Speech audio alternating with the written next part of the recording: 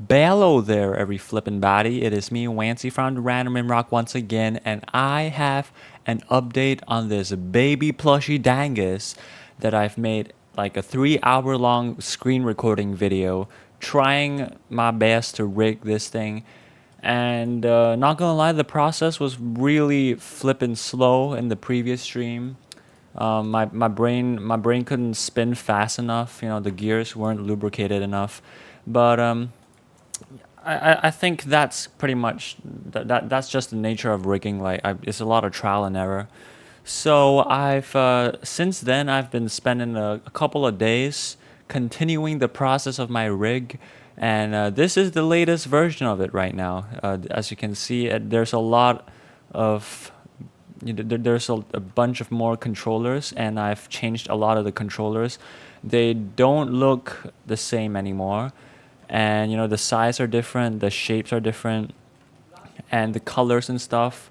Hold up, I had to close the balcony window because my siblings are speaking outside. I'm not sure if you can still be able to hear it, but anyway, yeah, I just want to give a quick rundown on the latest version of this rig. It's pretty close to finished. I think I thought it was done previously until I realized there's still a shit ton of problems, and I added more features that would give the rig more flexibility to animate. Like the range of there's a lot more controllers where you can control things, and the controllers kind of work differently with each other now. And I'm not sure if there's this squash and stretch thing. I'm not sure if I added this on stream. I think I did, but yeah, this squash and stretch thing, I've added it for the limbs as well, for the arms, both arms. Ooh, I might need to give a limit constraint on that. Yeah, both arms, FK and IK would also have it. One thing that you might notice is that the arms. Wait a minute. Oh yeah, yeah, the arms and okay. If I switch normally this rig by default the arms should be on FK because that's just the most common usage. For FK mode, the squash and stretch works in the opposite direction. And I don't know which is the best way to do it, honestly. I would imagine this is probably more commonly used because, when you're animating the arms, normally your arms will be swinging here and there. And, but when the squash happens, it normally happens. I don't know, man. I think it's more so about the stretch. The stretch starts from the shoulders and extends out downwards like this. For the legs, for the IK version, the squash it gets squished down on the thing that it's like pressing down on the ground. So because since IK normally IK, when you want your feet to like stick on the ground. Oops, let's use the global. You want the feet to stay on the ground, and let's say the player jumps, he puts a lot of weight on one leg. You can easily just squash the leg this way. It would be nice to have control over every direction to squash and stretch. It would be nice to like be able to squash on this axis or this axis or this axis or any other axis. But that's just I don't know if that's worth implementing. There's going to be a shit ton of controllers, and I think you could just actually you probably, yeah, you can probably just scale it up yourself. Wait, but then doing it this way, the pivots on the bottom of the foot, so it's still gonna be a bit tedious, but it is still doable. It's just, I don't know what's the best way to go about rigging squash and stretch in every direction, honestly. This is my very first, official rig that I plan to use it for serious animation purposes. And I'm going to have to do a test animation. I'm gonna have to animate on this rig, do one test animation to just see how the animation workflow goes, because I need to try out how it is to how this rig is when I'm animating it first, and see if there's any changes to be made, because I'm still really new to rigging. I don't know the best way to go about stuff. Anyway, moving on. The other new features, I kind of cut down the arrows here. Ooh, wait a minute. Um, okay, this one is fine. Yeah, it's just the IK. Yeah, the IK. This thing doesn't have. It's just one arrow now, and I removed the square because I think it's kind of annoying. When you want to select the IK controller, that square is going to be in the way, so you have to put your mouse, your cursor, more precisely on this little controller here, and not mistakenly select the square, which would be this rotation thing. So yeah, it's just a little thing that I thought of to change.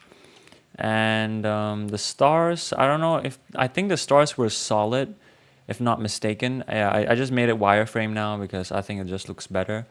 And what else? Oh, yes. So there's one thing about the scaling of this rig. I made it so that each body part of the rig has its own scale coordinates. Like if you want to scale the body, you want to do some weird dynamic scaling or squash and stretching with the body, you can animate the squash and stretch or the scale of the body individually, and it does not affect the scale for the limbs or the head. So you can even do some crazy proportions, honestly. You can do some crazy shit. Hold on, let's put up to FK. And yeah, if this mechanism here, having the arms. Sorry about that. Someone just busted in the room without me knowing. Anyway, as I was saying, this little mechanism here, having the arms staying exactly where the shoulder is, without affecting the limb, the arm mesh, the scale of the arm mesh. God, goodness gracious, this took me so long to figure out, but I got it working, and it's really satisfying to see now. However, the legs, however, I've been having trouble. Um, as you can see, when I scale the body down, the legs just there's a gap, and that's to do with the pivot of the body and the legs. Yeah, as you can see, the pivot of the legs is like really high up, and the body is the pivot of the body is also like around the belly of this character. So that's because I want the legs. The reason being is that I want the legs to on the side view. The pivot of the legs. Hold on, I need to go FK for this. When I rotate the legs, I want it to rotate like this, because of how awkward the proportions of this character is. The pivot of the legs has to be very high up, even though the mesh is only like this, but the pivot's all the way up here, around this. It's almost at the belly area already. But that also means that the scale of it affects all transformations. The scale, the rotation, everything is also right here. So yeah, and I also need the body, the pivot of the body to be exactly at the same up and down axis coordinate, so that when I rotate the body, the pivot stays exactly the same place as the legs too. I can just quickly demonstrate this. I don't know if whatever I'm saying makes sense to you, but if I bring the pivot of the body slightly lower. Okay, first of all, I broke some things. The leg's no longer where it's supposed to be. But as you can see now, if I rotate, wait, brother. Okay, hold up. Um, let's do it the other way around. So let's FK. Wait a minute. What? Why is this upside down? Oh, it's because. Okay. Yeah. Oh, I know. I gotta do IK for this.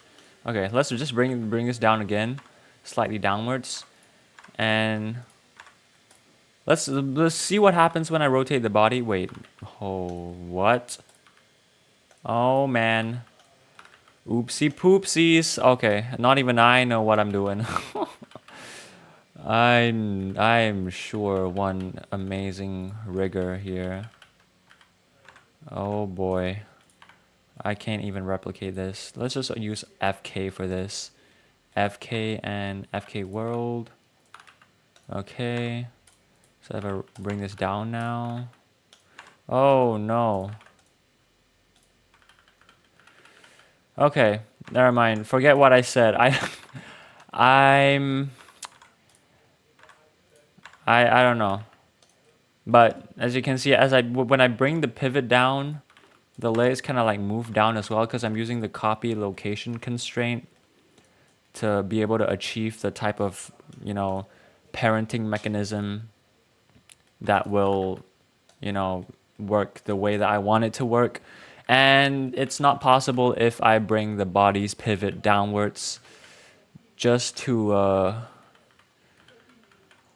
wait, my brain's getting messed up. I don't know what I'm talking about. Wait, hold up. Let me see my rig. Is my rig for, okay, it's back to normal. What, I don't even remember. I don't even remember what I was talking about. So it was the belly. I was talking about the pivot being at the belly area, and the reason why it has to be at the belly area. Oh yeah, I was talking about this, the scaling. Okay, goodness me, holy. Okay. Anyway, yeah, as I was saying, the scaling. In order to fix this gap here, and if I scale it too big, the body kind of engulfs the legs. But by right, the legs should be perfectly staying like on it. It shouldn't clip or shrink past and leaving a gap here. I couldn't fix it. I couldn't fix it unless I shift the pivot of the bones. But then it would also create other problems. So at the time being, this is the best that I know how to do.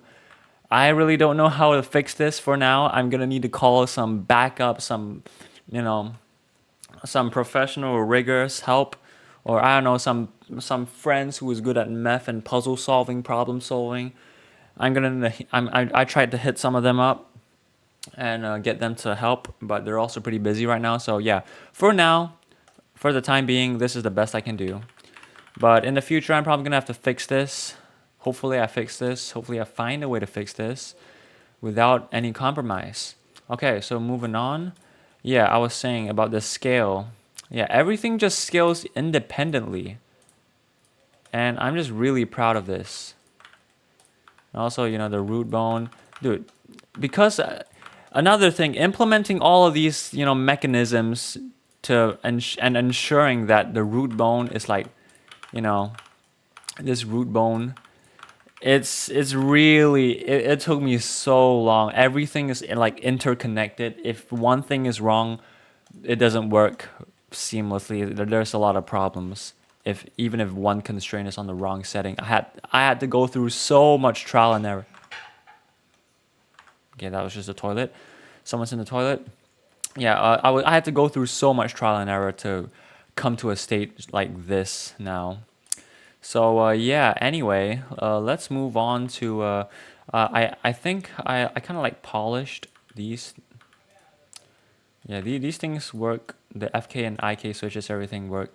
Oh yeah, I added another the other side. So there's two sides now. There's left side, left side, right side for the arms and legs, because I just separated all these three settings for all four of the limbs, so you get complete customizable controls, individual separate controls for the most flexible animation workflow. And another thing, I added this star here. I'm not sure if I added this in the previous video, but this one I added head world. I don't even remember if I added this in the previous stream, but yeah, this is here now. And there's also this bevel thing, which I don't think I edited on stream, but it just bevels the thing. It's just to give it a style. I think I prefer this rig with bevel. We can try to render this and see how it looks. Yeah, I think I prefer it with bevel. It just looks cuter and softer and look more like a plushie when it's beveled. So yeah, bevel is here now. However, this thing right here doesn't quite look that appealing. I might have to fix the mesh here. And right here too, you can see a line going through here. It's not you know, it's not the most polished, but this is what I have so far. You know. Anyway, let's go back to unbeveled mode, because beveled mode, it's very laggy on beveled mode, as you can see right here. It's pretty laggy and completely smooth, 60 frames per second when the bevel is turned off. So that's why it's a setting. You know, when you're animating, you can turn this off. When you're rendering, you can turn it back on. So wait, I think, oh, yeah, it affects both. Yeah, it can be a setting too if you don't want to render it with bevel. It's also fine. Other than that, the shoulders. Yeah, I don't really think there's anything else to this. I just fixed a bunch of these stuff, you know, added. Yeah, it's just these things, these few things. And I think I'm ready to proceed to doing an animation test on this rig now. So the next video up on this baby onesie plushie tiny dingus rig series. I don't have an official name to this series, if this is even a series. It's just a workflow, you know. The next part of this, you know, episode, in the next episode, I'll be animating this thing. I still don't really know what I'm gonna animate him doing, but probably gonna be something cute. And I want it to look good. I want it to look really flowy, like, you know, those bare bones Minecraft bare bones styled animations. They, you know, I don't know how those animators do it, but they have their ways to make their animations look really freaking smooth, despite, you know, having such a simple rig, you know, such a simple character. It's just one cuboid here, another cuboid here, a cube for the legs, a cuboid for the body, and a cube for the head. Just 1, 2, 3, 4, 5, 6 meshes. And they can animate these 6 meshes. They can animate some incredible things. So yeah, gotta get creative with, you know, the poses and the you know, the animation principles. So yeah, that's about it with this rig update. It was a lot shorter, but not that short. How long have I been recording? Oh, 17 minutes. Goodness, that is still pretty long. Holy. Yeah, it's still a lot shorter than 3 hours though, I'll tell you that. So okay, no shortage of distractions and people busting in the room, the door of the room. But yeah, I gotta have to go soon. I gotta go somewhere with my brothers. But yeah, that's about it. That's I'll see you guys in the animation episode. That'll be fun. I've been rigging this baby plushie, and along with another rig.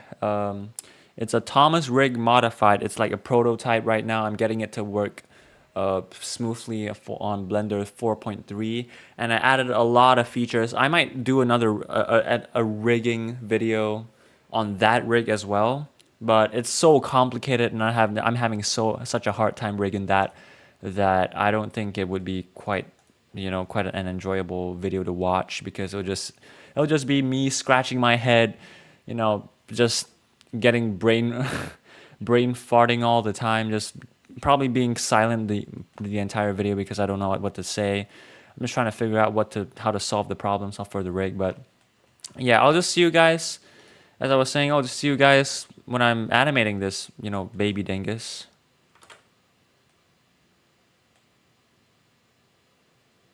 Bye.